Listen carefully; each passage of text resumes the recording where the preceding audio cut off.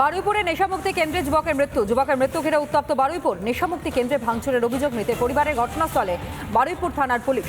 শুক্রবার সকালে অসুস্থ বোধ করায় যুবককে ভর্তি করা হয়েছিল হাসপাতালে এবং শুক্রবার রাতেই বারুইপুর হাসপাতালে মৃত্যু হয় ওই যুবকের। আর এরপরেই নেশামুক্তি কেন্দ্রে ভাঙচুরের অভিযোগ পরিবারের। নেশামুক্তি কেন্দ্রে ভাঙচুরের অভিযোগ ওঠে ওই পরিবারের পক্ষ থেকে। নেশামুক্তি কেন্দ্রে ভাঙচুরের অভিযোগ মৃতের পরিবারের। ঘটনাস্থলে বারুইপুর থানার পুলিশ পৌঁছে এবং শুক্রবার সকালেই অসুস্থ বোধ করায় যুবককে ভর্তি করা হয়েছিল হাসপাতালে এবং শুক্রবার রাতেই বারুইপুর হাসপাতালে মৃত্যু হয় ওই যুবকের। শুভাশিস মৈত্র স্থানীয় বাসিন্দা, তিনি কি জানাচ্ছেন এবং স্থানীয় কাউন্সিলর অর্চনা মল্লিকের বক্তব্য শুনুন।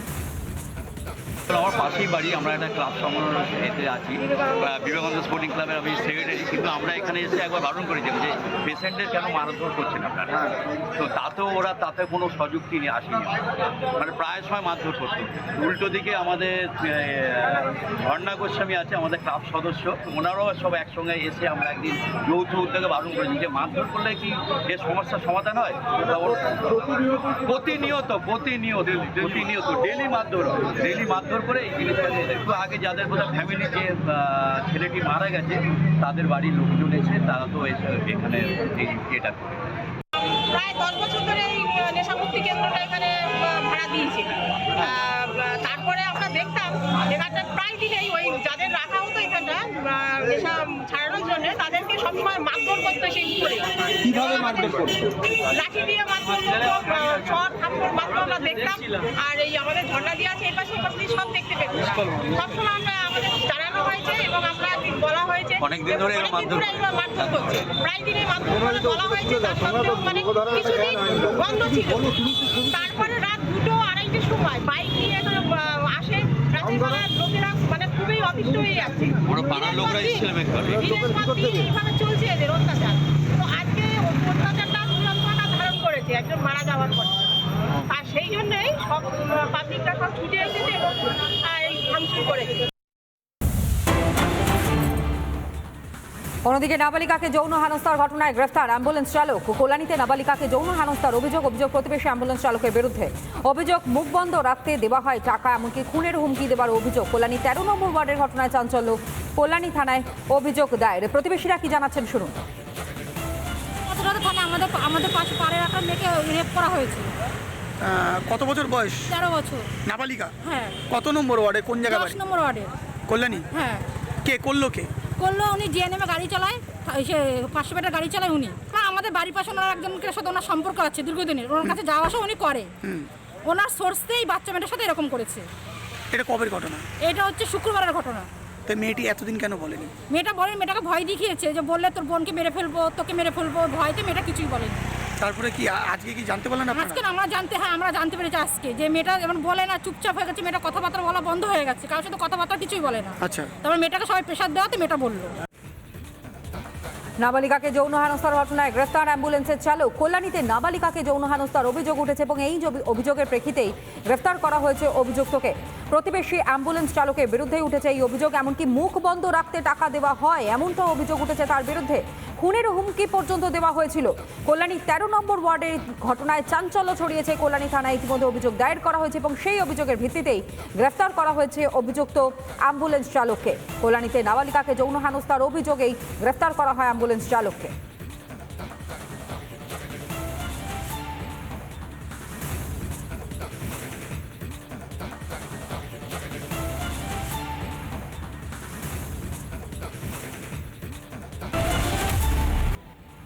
আর এবার আপনাদের সামনে একবার ছবির মধ্য দিয়ে তুলে ধরবার চেষ্টা করি পরিবর্তনটা ঠিক কিভাবে হয়েছে। আদমশুমারি অনুযায়ী জনসংখ্যা কিভাবে বেড়েছে এবং নির্দিষ্ট একটি সম্প্রদায়ের মধ্যে কিভাবে বেড়েছে। দেখুন, জনগণনা বর্ষ 1951 মুসলিম জনসংখ্যা ছিল যেখানে 19.85%, সেখানে ঠিক তার 10 বছর বাদে 1961 সালে সেই সংখ্যাটা বেড়ে হলো 20%।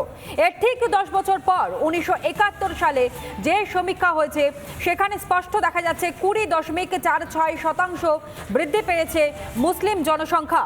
এরপর 1981 সাল যখন 21.51% বৃদ্ধি পায় এই মুসলিম জনসংখ্যা, ঠিক তার 10 বছর বাদে 1991 সালে তা আরও বৃদ্ধি পেয়েছে 23.61 অর্থাৎ 6.1% বৃদ্ধি পায় মুসলিম জনসংখ্যা 2001 সাল এবং 2011 সাল, যেখানে অত্যন্ত স্পষ্ট কতটা রেশিওতে বেড়েছে। সেখানে 2001 সালে 25.25 অর্থাৎ 25.25% মুসলিম জনসংখ্যা বৃদ্ধি পেয়েছে এবং 2011 সালে 27.01% বৃদ্ধি পেয়েছে শুধুমাত্র মুসলিম সম্প্রদায়ের মানুষ।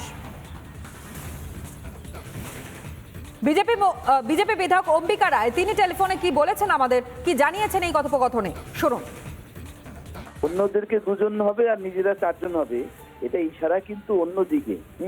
ওরা ড্যামেজ কন্ট্রোল করার জন্য উনি বললো এটা চাইনার, অ্যাকচুয়ালি এটা বাংলাদেশকে উদ্দেশ্য করেই এখানেও যে ওই ধরনের একটা সৃষ্টি তৈরি মানে করার একটা পরিবেশ তৈরি করার চেষ্টা করছে, সেটাই ওনার ইশারা। এবং সে তো প্রকাশ্যে সে তো ইউনূস সরকারকে সে তো সাপোর্ট দিচ্ছে, সেটাও তো অত্যন্ত নিন্দাজনক। তার মানে কি, পশ্চিমবঙ্গে এই ধরনের বাংলাদেশের মতন পরিস্থিতি তৈরি করে এখানকার জনগোষ্ঠীকে, মেজরিটি জনগোষ্ঠীকে, হিন্দু জনগোষ্ঠীকে মাইনরিটি করিয়ে দিয়ে এখান থেকে এদেরকে তাড়ানোর যে একটা ঘৃণ্য যে একটা মানসিকতা, সেটাই কিন্তু ওনার বক্তব্যের মধ্যে দিয়ে পেশ হয়েছে। আমরা মানে ধিক্কার জানাই এই ধরনের একটা মিনিস্টার, মন্ত্রীর পদে থেকে এই ধরনের কথা তার কাছ থেকে শোনা মানে তাদের মাইন্ডসেটটা কিন্তু পরিষ্কার বুঝিয়ে দিচ্ছে।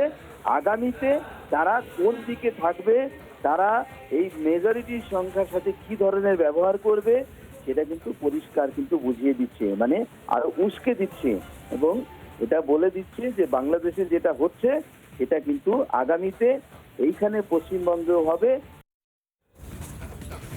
চিন্ময় প্রভুকে দ্রুত ছাড়ার দাবি, ফের রাস্তায় নামলো ইসকন। খোল করতাল সংকীর্তনে হিন্দু নেতাকে দ্রুত ছাড়ার দাবি, পাশে থাকার বার্তা দিয়ে আগেই বিবৃতি দিয়েছে ইসকন।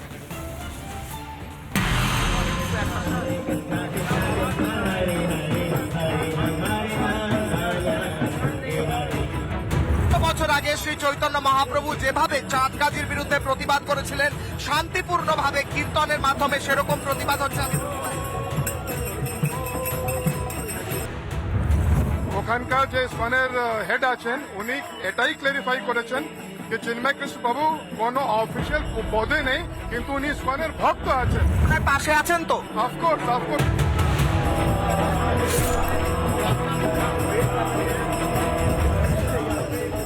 হরে কৃষ্ণ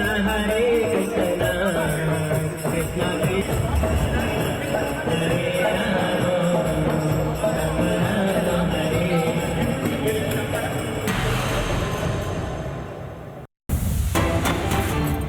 বাংলাদেশের পরিস্থিতির বর্ণনা করতে গিয়ে রাজ্যের গ্রন্থাগার মন্ত্রী তিনি কি বলে বসলেন? জনসংখ্যা বৃদ্ধি নিয়ে মন্ত্রী সিদ্দিকুল্লাহ চৌধুরী বিতর্কিত মন্তব্য, বিধানসভার মন্ত্রীর মন্তব্য ঘিরে তোলপাড় রাজ্য।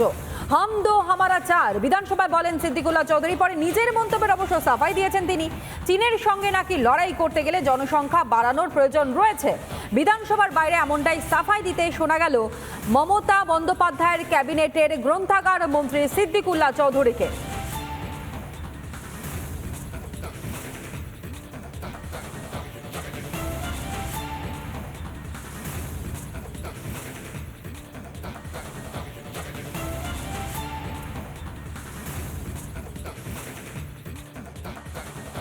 আমার বক্তব্য হলো, সংখ্যাটা বাড়ে অনেক সময় স্বামী স্ত্রী এবং প্রজননের বিষয়। বোধমার সমাজ হামদো হামারা দোর প্রতি বেশি বিশ্বাসী। মধ্যবিত্ত নিম্নবিত্ত সমাজ, কি হিন্দু কি মুসলমান, তাদের বাচ্চা কাচ্চাদের সংখ্যা বেশি। আমি সেইটাই তুলে ধরতে চেয়েছি। এটা যারা অপব্যাখ্যা করছেন তারা ভুল করছেন। গ্রাম বাংলায় যাবেন, লেখাপড়া জানা উচ্চবিত্ত তারা একটাকে দুটো সন্তান, আর সাধারণ বা নিম্নবিত্ত পরিবার তারা 3টে 4টে 5টাও হয়, হিন্দু হোক মুসলমান। হামদো হামারা চারের এটা হলো আপনার তার বিশ্লেষণ। আর চীনের সঙ্গে লড়াই করতে গেলে চীনের আপনার পরিমাণের মানে জনসংখ্যা আনতে গেলে হামদো হামারা চার দরকার, হামদো হামারা 2 হবে। রাজ্যের মন্ত্রী সিদ্দিকুল্লাহ চৌধুরীর বক্তব্য এবং তার ব্যাখ্যা বিশ্লেষণ করে তিনি বুঝিয়ে দিলেন কী কারণে তিনি এই মন্তব্য করেছেন। কিন্তু এই মন্তব্যকে কেন্দ্র করে ইতিমধ্যেই রেড়ে পড়ে গিয়েছে বিরোধীরা, তারা সোচ্চার হয়েছেন। সিদ্দিকুল্লাহর মন্তব্যের বিরোধিতা করেছেন শুভেন্দু অধিকারী। কেন্দ্রের কাছে জনসংখ্যা নিয়ন্ত্রণ বিল পাশের দাবি জানাচ্ছেন, দাবি পাশ করানোর দাবি শুভেন্দু অধিকারী। শুনুন। উনার জনপ্রতিনিধি মন্ত্রী এবং তিনি একজন বিশিষ্ট শিক্ষক। আমার মনে হয় এরকম একজন সিনিয়র লোক তার এইসব পরিচিতির বাইরে চলে যাচ্ছে। তিনি এই যদি কথাটা বলে থাকেন, এটা ওই যে আপনার যে বক্তব্য রাখেন না ওনাদের, সেই সভাতে এরা বাংলাদেশের লোকরাও এরকম বলে। তারা বলেন যে আমরা প্রয়োজনে 12টা নেব, ওদের হাতে পারমাণবিক বোম আছে, আর আমরা জনবিস্ফোরণ করে উড়াইয়া দেব। আমি খুব অবাক হয়ে যাচ্ছি এইরকম একজন শিক্ষক পেশায় এবং জনপ্রতিনিধি মন্ত্রী দুটো টার্মের, তিনি এই ধরনের কথাবার্তা বলছেন। কি শেখাচ্ছেন আপনি? ভারতবর্ষের একজন সচেতন নাগরিক হিসেবে আমার দাবি, কেন্দ্রীয় সরকারের অবিলম্বে আমাদের দেশে জনসংখ্যা তাকে নিয়ন্ত্রিত করে দেশের প্রগতিকে এগিয়ে নিয়ে যাওয়ার ক্ষেত্রে উদ্যোগ গ্রহণ করা উচিত। তা আমার ব্যক্তিগত। দেশের জনসংখ্যাকে নিয়ন্ত্রণ করে দেশকে প্রগতিশীল করার বার্তা যেখানে তুলে ধরা হচ্ছে, সেখানেই রাজ্যের মন্ত্রী সিদ্দিকুল্লাহ চৌধুরী তিনি কিভাবে এই মন্তব্য করতে পারেন? মন্ত্রীর মন্তব্যের তীব্র সমালোচনা শঙ্কর ঘোষেরও। বাংলাকে ফের টুকরো করবার তাল, মন্তব্য বিজেপি পরিষদীয় দলের মুখ্য সচেতকের। সংবিধান দিবসে যে মোশন পেশ করা হয়েছিল তারই অংশ বিশেষে কালকের আলোচনা চলবার সময় অত্যন্ত গুরুত্বপূর্ণ একজন মন্ত্রী, যিনি সংবিধানকে সামনে রেখে শপথ নিয়েছেন, তিনি মুসলিম জনগোষ্ঠীর সংখ্যা পশ্চিমবঙ্গে কেন বৃদ্ধি পাচ্ছে বলতে গিয়ে যে ভাষায় তিনি কথা বলেছেন, আমি বিধানসভার অভ্যন্তরে স্পিকার সাহেবের কাছে পয়েন্ট অফ অর্ডারের মাধ্যমে জানতে চেয়েছিলাম যে উনি ওনার এই বক্তব্য কার্যবিবরণীতে যাবে কি যাবেন। স্পিকার সাহেব জানিয়েছেন যে কার্যবিবরণীতে এই বক্তব্য যাবে কি যাবে না সেটা উনি পরে জানাবেন। পশ্চিমবঙ্গেও এই মুসলিম সম্প্রদায়ের এই জনসংখ্যা বৃদ্ধির পেছনে মন্ত্রীর মতন একজন গুরুত্বপূর্ণ ব্যক্তিত্ব যখন তিনি এই কথা বলেন, আমি আশঙ্কা করছি, গতকালের আশঙ্কা প্রকাশ করছি আরেকবার, যে পরবর্তীকালে পশ্চিমবঙ্গ বিভাজন করবারও দাবি উঠতে পারে। নানা ধরনের কন্টেন্ট দেখার জন্য লাইক করুন, শেয়ার করুন আমাদের ফেসবুক পেজ, সাবস্ক্রাইব করুন আমাদের ইউটিউব চ্যানেল।